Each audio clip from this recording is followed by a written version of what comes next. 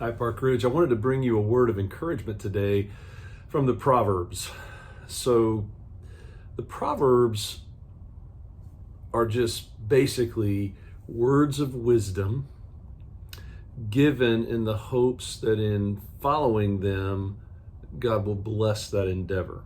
Now, be careful not to read the Proverbs as direct promises. They are godly wisdom that is generally true. So for instance, one of the Proverbs says, train up a child in the way he should go, and when he is old, he will not depart from it. Well, we know that there are those examples of children who have been raised in godly homes.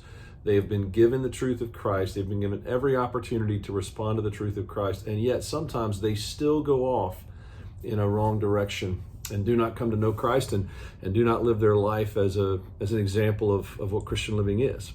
It's not because they were raised that way. It's not because they had some terrible thing happen in their life. It's simply because their heart was not softened to the things of Christ. However, generally speaking, if children are raised in an atmosphere of godliness and holiness and the Word and the church and prayer and all of those things, their life turns immeasurably toward the things of Christ more often than it does away from the things of Christ. So with that understanding, but not being a guarantee or a promise, I want to read to you Proverbs chapter 17.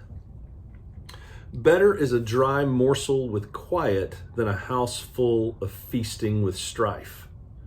A servant who deals wisely will rule over a son who acts shamefully and will share the inheritance as one of the brothers. The crucible is for silver, and the furnace is for gold, and the Lord tests hearts. An evildoer listens to wicked lips, and a liar gives ear to mischievous tongue. Whoever mocks the poor insults his maker. He who is glad at calamity will not go unpunished. Grandchildren are the crown of the aged, and the glory of children is their fathers. Fine speech is not becoming to a fool, still less is false speech to a prince. A bribe is like a magic stone in the eyes of the one who gives it. Wherever he turns, he prospers. Whoever covers an offense seeks love, but he who repeats a matter separates close friends. A rebuke goes deeper into a man of understanding than 100 blows into a fool. An evil man seeks only rebellion, and a cruel messenger will be sent against him. Let a man meet a she-bear robbed of her cubs rather than a fool in his folly.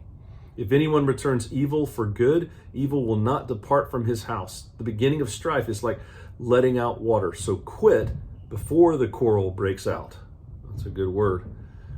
He who justifies the wicked and he who condemns the righteous are both alike an abomination to the Lord. Why should a fool have money in his hand to buy wisdom when he has no sense? A friend loves at all times, and a brother is born for adversity.